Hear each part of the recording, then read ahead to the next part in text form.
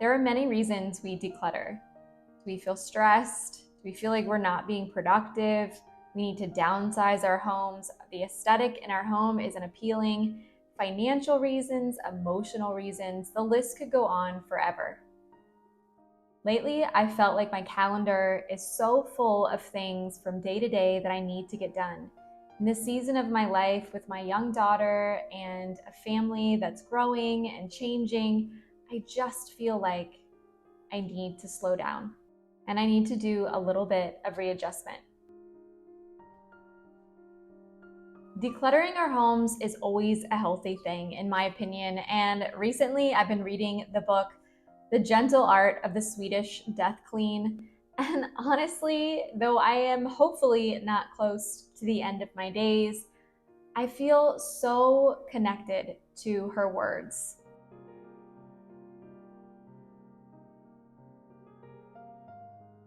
She writes in her book about how we grow older and we gather things. And then at the end of our life, often we are asked or made to get rid of those things. And though I might not be at the end of my life, what I can honestly say is that decluttering has done something for me that I wish everyone knew. Letting go of the things that honestly don't mean anything to me and being able to really evaluate where my priorities are and continue to always reevaluate and make room for things that matter and let go of things that don't have changed my life for the better. There's so many of us that I feel like go through life and just gather things constantly, bringing things in. It's how I lived my life for the first 30 years. So honestly, I have no judgment towards anyone that's still doing that. But what I will say is that I've had a new relationship with things. What I've realized is that our society often tells us that happiness is with more. You have the bigger house, the bigger rooms, the bigger things, the bigger cars. You're gonna be happier. And while financial stability is a totally different subject and something that I do relish, I'm only able to find financial stability and calm and peace through wanting less and enjoying more of what I already have. Today's declutter was honestly very peaceful. Sometimes in my head, I get so full of thoughts and questions that decluttering can seem overwhelming. But in this stage of my journey with minimalism, honestly, I can say that I don't get stuck anymore. I'm able to be the leader in my family and show the way on how to really appreciate the things that we do have, but how also to recognize when it's time to let go.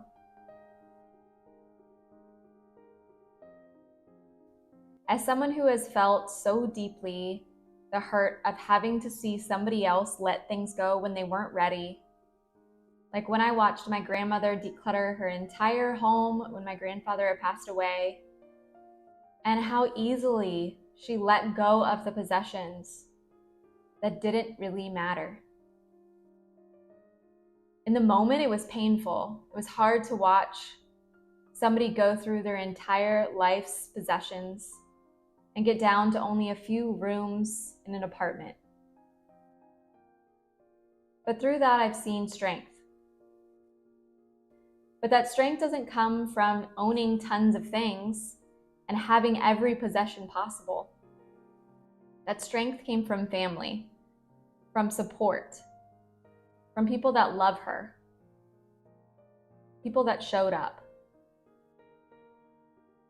I think often we forget when we build these walls of possessions that it's not in the possessions we find fulfillment.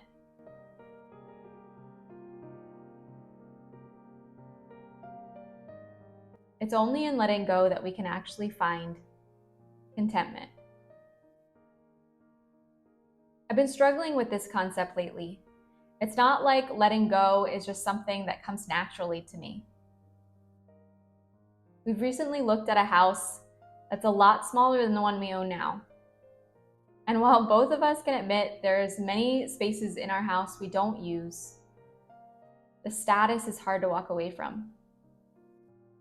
Even though I have gone through so much and read and learned and tested and tried and lived so many of the minimalist ideologies, society is always there to tell me that I'm not enough.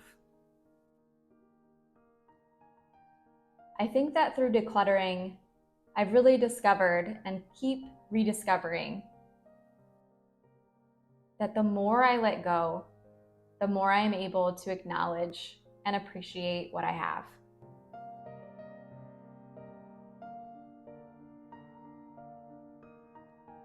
Recently, I sat on my bed and I sat quietly in my thoughts.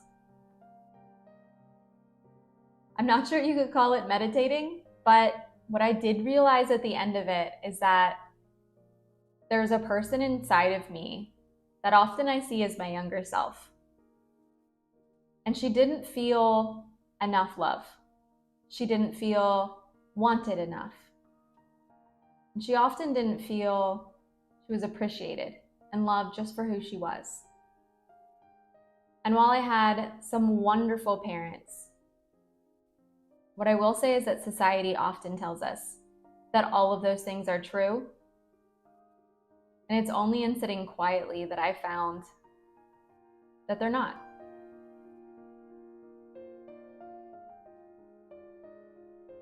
So as you hopefully go through your possessions today as well, I want you to reflect on letting go. Why do you cling to things? Why do you feel like you need to keep things you aren't using? And why do you feel driven to get more? Is it an innate need? Do you need these things at the end of the day? Are they useful? Or is it because you see somebody else have something that you don't? Our scope is so much wider than it used to be, and for many reasons, not a good thing.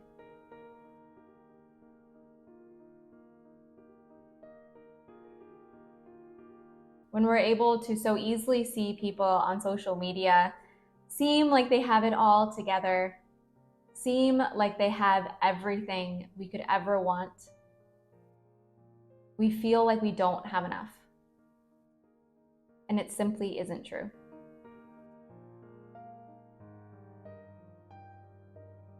So while I normally share with you tons of tips and tricks, and I would love for you to join the community here if you found value, what I do want to leave with you is this. Anything you cannot relinquish when it has outlived its usefulness possesses you.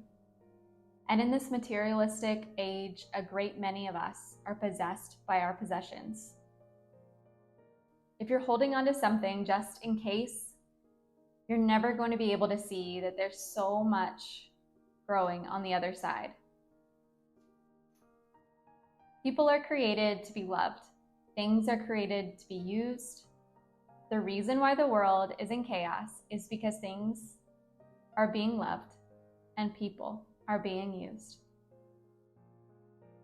Go out into the world today, and I wish you all the best. If you've enjoyed this video, then please come along and share this journey with us and continue learning.